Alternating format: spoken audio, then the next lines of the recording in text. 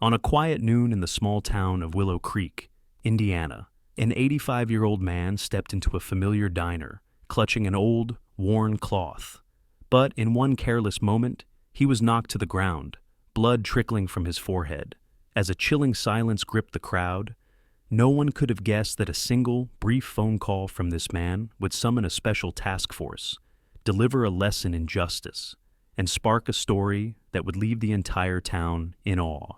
Who was this old man, and what happened at Rosie's diner?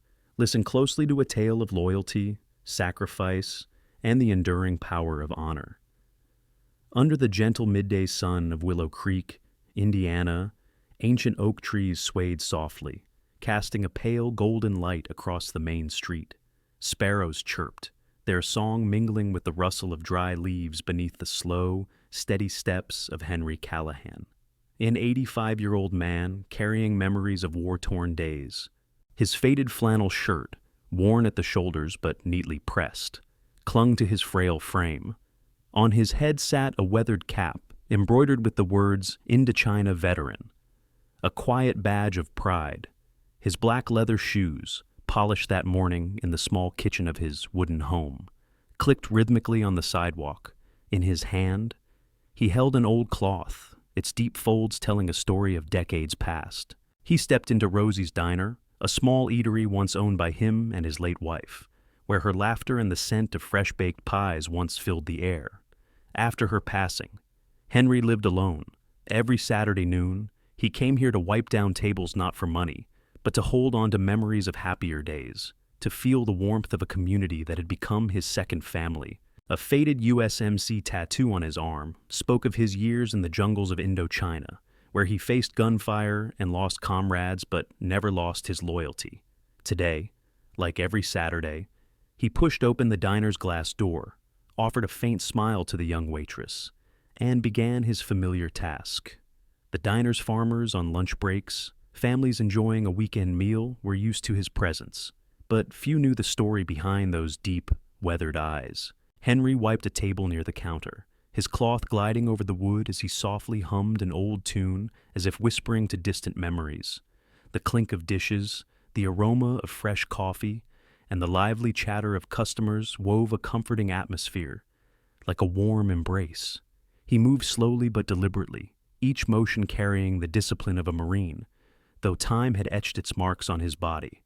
He paused for a moment, gazing out the window where sunlight streamed through checkered curtains, a faint smile crossing his face, as if recalling days spent behind the counter with his wife, serving meals to the whole town. No one in the diner, not even Henry himself, could have known that this ordinary noon was about to become a day no one would ever forget. The air in Rosie's diner buzzed with the clink of dishes and the rich scent of fresh brewed coffee. But a faint unease began to creep in as the glass door swung open with a jolt. A group of local thugs strutted in, their worn leather jackets and torn t-shirts screaming defiance. Their voices boomed, and their eyes glared with menace. They claimed a corner table, the wooden chairs creaking under their weight. Their hoarse laughter rang out, drowning every other sound. Henry Callahan, wiping a nearby table, paid them no mind. His old cloth glided over the wood, his hands moving with the precision of a soldier honed by discipline. A soda spilled from the thug's table, pooling on the floor. Henry, out of habit, stepped forward, bending slightly to wipe it clean. His flannel sleeve brushed lightly against the arm of the nearest thug, a hulking figure with wild hair and a snake tattoo coiling around his neck. The man shot to his feet, his chair crashing back. His voice thundered, "What the hell are you doing at my table?" The diner fell deathly silent. Every pair of eyes turned, but no one dared move. Henry lifted his head, his gaze calm, steady. He spoke softly, "Just cleaning the spill, son." But before he could say more, the thug shoved him hard. Henry, frail at 85, couldn't brace himself. He crumpled to the cold tile floor. His forehead struck the table's edge with a sickening thud. Blood trickled down, pooling on the tiles. The red stained the cloth he still clutched, and a small gash bloomed on his forehead, where time had already carved deep lines. The diner froze in a chilling hush. The young waitress, tray in hand, stood rooted, her eyes wide with panic, too scared to step forward. Farmers at the counter, families near the door, they all looked away as if this wasn't their fight. The manager, a middle-aged man who'd once been a cook under Henry's watch, slipped into the kitchen, pretending to check receipts. The thug, seeing Henry on the ground, sneered. His voice dripped with contempt. "Watch yourself next time, old man." His crew roared with laughter, the sound sharp, cutting through the air like a blade.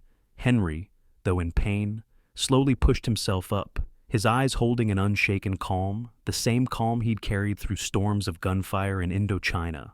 Blood ran down his cheek, staining his collar, but he didn't groan, didn't raise his voice.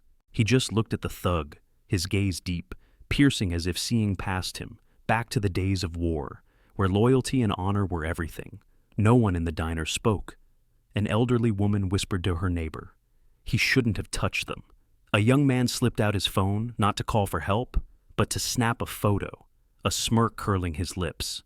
The air grew heavy with judgment, with indifference, and Henry, who'd once stood tall against enemies, sat there, blood dripping, caught in a storm of public shame. The silence in Rosie's diner hung heavy like a storm waiting to break.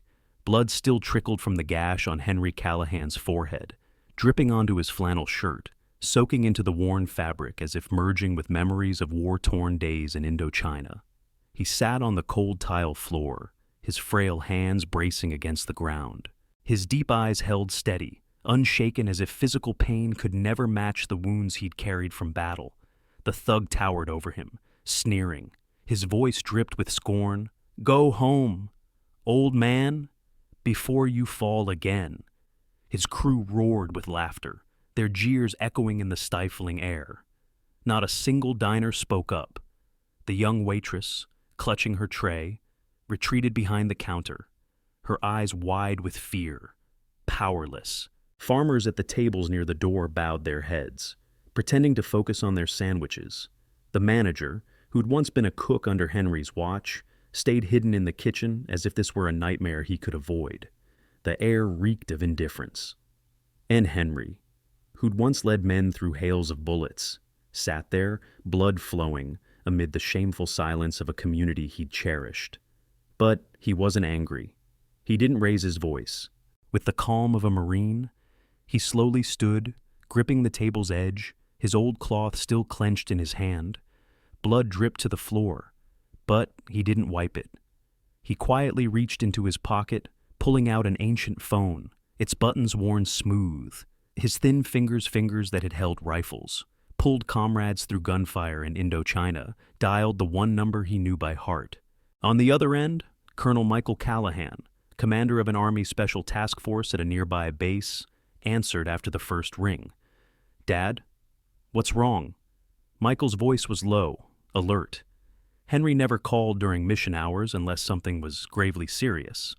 Henry spoke evenly, his words carrying a weight no one could mistake. "Son, I've got a little trouble at Rosie's." Michael didn't need to ask more. He knew that tone, the same one that had told him stories of long nights in Indochina's jungles, of brothers who never came home. "Stay there.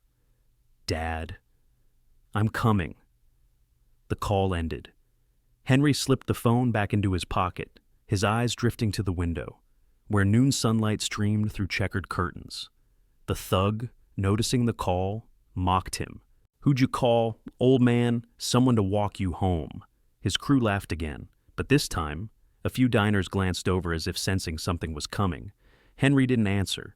He eased onto a wooden bench near the door, blood still trickling, and his Indochina veteran cap was slightly askew. His mind drifted back to the war, where silence wasn't a weakness, but a prelude to something greater. In the diner, the air began to shift as if a faint spark of hope had flickered to life, though no one yet dared believe justice would come. The air in Rosie's diner felt heavy like an iron curtain had fallen. Silence gripped every corner, thick with tension. Henry Callahan sat on the wooden bench near the door, blood drying on his forehead. His Indochina veteran cap sat slightly askew, but his eyes remained deep, calm, as if waiting for something far greater than the thug's mocking words. The thug and his crew kept jeering, their hoarse voices cutting through the stillness. "Old man, stay away from my table next time." Diners from farmers to families kept their heads down, their eyes avoiding the public humiliation as if it were something they dared not touch. The young waitress stood behind the counter, her hands trembling as she wiped a glass. The manager, once a cook under Henry, stayed hidden in the kitchen, unwilling to face his former boss. But then, a low rumble from outside shattered the silence, the growl of powerful engines. Heads turned, eyes locked on the large glass door. 3 armored trucks and a Humvee bearing a unit flag pulled up outside Rosie's diner, kicking up dust under the noon sun. In Willow Creek, kids playing on the sidewalk and adults by the fences froze, staring curiously at the diner. The Humvee's door swung open. Colonel Michael Callahan, commander of an Army Special Task Force, stepped out, his crisp green uniform gleaming, medals glinting on his chest, his eyes sharp as a blade. Behind him, 8 Special Forces operatives followed, their posture rigid, carrying no visible weapons, but their presence alone froze the air. Michael strode into the diner, his combat boots clicking firmly on the tile floor. The entire diner held its breath. The thug, mid-laugh, fell silent, his eyes darting nervously to his crew. Michael stopped in the center of the room, his gaze sweeping over every face before settling on Henry. His voice boomed, a command no one could defy. "Who laid a hand on my father?" Silence. Diners bowed their heads lower. The waitress dropped a glass, its shatter ringing like a warning. The thug stood, trying to stay calm, but his voice wavered. I just pushed him by accident." Michael didn't respond. He signaled to an operative. A small screen was set up, and security footage from the diner played clear as day. Henry wiping the table, his sleeve brushing the thug, and the brutal shove that sent him crashing, his forehead striking the table, blood spilling. The crowd began to murmur, but this time, it wasn't mockery, it was a shame. Michael locked eyes with the thug, his gaze piercing. "You thought my father was weak, so you struck him? But you don't know who he is. You'll learn soon enough." The air in Rosie's diner was no longer thick with indifference. It was charged with anticipation, as if the whole town held its breath, knowing justice was about to be served. The diner's hall sank into a heavy silence, as if the world itself held its breath before Colonel Michael Callahan and his Special Forces team. The security footage still played on the small screen, each frame etching the thug's brutality, the shove that sent Henry Callahan crashing, his forehead striking the table, blood spilling to the floor. The crowd, once indifferent, now bowed their heads, their eyes heavy with shame. The thug stood in the middle of the room, trembling, his earlier bravado gone, reduced to a small figure under Michael's icy stare. Henry remained on the wooden bench near the door, blood dried on his forehead, his Indochina veteran cap slightly askew. Yet his posture was straight, his eyes deep, as if holding an ocean of memories from Indochina. Michael turned to the manager, a middle-aged man who'd once been a cook when Henry owned Rosie's diner. His voice was low, sharp as a blade, each word a hammer's strike. This man built this place with his own hands. He made it a home for this town. And you let my father bleed in his own diner. The manager's face flushed red, his voice shaking. I'm sorry, Mr. Callahan. I didn't know what to do." Michael didn't reply, his gaze lingering for a moment before turning to the thug. "When you strike a man without knowing who he is, you reveal yourself. My father pulled 15 Marines through gunfire in Indochina. He attended the funerals of every man who served under him. You didn't just make him bleed. You insulted a living symbol of sacrifice," the thug stammered, grasping for excuses. I didn't know he was a veteran." Michael stepped closer, his eyes piercing. "You don't need to know who he is to do what's right, but you chose wrong." The air in the diner was no longer thick with apathy. It was alive with awakening. A few diners quietly wiped tears. Those who'd mocked now clutched their hands. Heads bowed, Michael signaled, and an operative stepped outside, contacting local police. Minutes later, police cars arrived, their red and blue lights flashing through the glass door. The thug and two of his crew were handcuffed, their eyes wide with panic as they were led to the vehicles. But the moment that lingered wasn't the arrest. Michael walked to Henry, stood at attention, and raised a slow, solemn military salute. The entire Team 8 hardened operatives lined up behind him, each saluting Henry with the respect reserved for a high-ranking officer. For the first time that noon, Henry stood, his posture straighter, as if his military past surged back to life. He nodded slightly, his eyes meeting his son's, a silent bond between two soldiers, decades apart, yet bound by the language of honor. The crowd began to clap, softly at first, then louder, like a belated apology. The young waitress, eyes red, stepped forward, her voice trembling. "Mr. Callahan, I'm so sorry." Henry gave a faint smile, his voice steady. "It's all right, dear. Everything's fine now."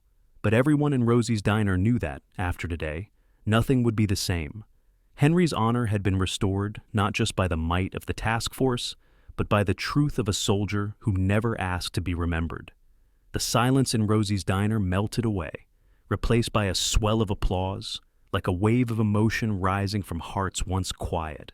Henry Callahan stood there, his frail frame straight and tall. His deep eyes glimmered with quiet pride, the kind he'd carried in Indochina's battlefields not for glory, but for what was right. The blood on his forehead had dried. His Indochina veteran cap now sat neatly, and at that moment, he was more than an 85-year-old man. He was a living symbol of loyalty and sacrifice. Colonel Michael Callahan, his son, stood by his side, his gaze softening as he looked at his father, yet still carrying the resolve of a soldier who never bowed to injustice. The Special Forces team, after their solemn salute, quietly withdrew, leaving the Willow Creek community to face itself. Diners from farmers to families approached, their voices hesitant but sincere. "Mr. Callahan, we're sorry. We should have done something." The young waitress, eyes still red, clutched her tray, whispering, "I'll never forget today." The manager, once a cook under Henry, emerged from the kitchen, his face flushed with shame. "Mr. Callahan, I was wrong. I'll make it right." Henry only nodded, his voice warm, steady, like when he'd comforted comrades in Indochina's long nights. "It's all right. What matters is what we learn." A week later, a small plaque was mounted on the red brick wall beside Rosie's diner, engraved with the words, "This place is kept clean by a man who kept our nation free from war." The modest plaque became a lasting reminder, not just of Henry, but of all forgotten veterans. Henry still came every Saturday, wiping tables with his old clothes, but from then on, no one looked at him with indifference. Diners stood as he entered a small gesture, heavy with meaning, a promise they'd never turn away again. One noon, a high school boy, eyes wide with curiosity, approached Henry's table, his voice shy. "Sir, did you really fight in a war?" Henry smiled, a smile woven with gentleness and distant memories. "Yes, son. But I'm not proud of holding a gun. I'm proud of raising a man who knew when to stand up." The boy nodded as if he'd just learned a lesson worth more than any book. Henry's story spread through Willow Creek, a small flame lighting up the town. Local schools began inviting veterans to share, unearthing stories once buried, rekindling gratitude. A program linking young veterans with older ones took root, and Rosie's Diner became their meeting place, where soldiers from different eras sat together, sharing memories and laughter. Some of the thugs, shaken by what they'd seen, returned to the diner not to cause trouble but to apologize and listen to Henry's tales of Indochina. They sat quietly like children learning respect anew.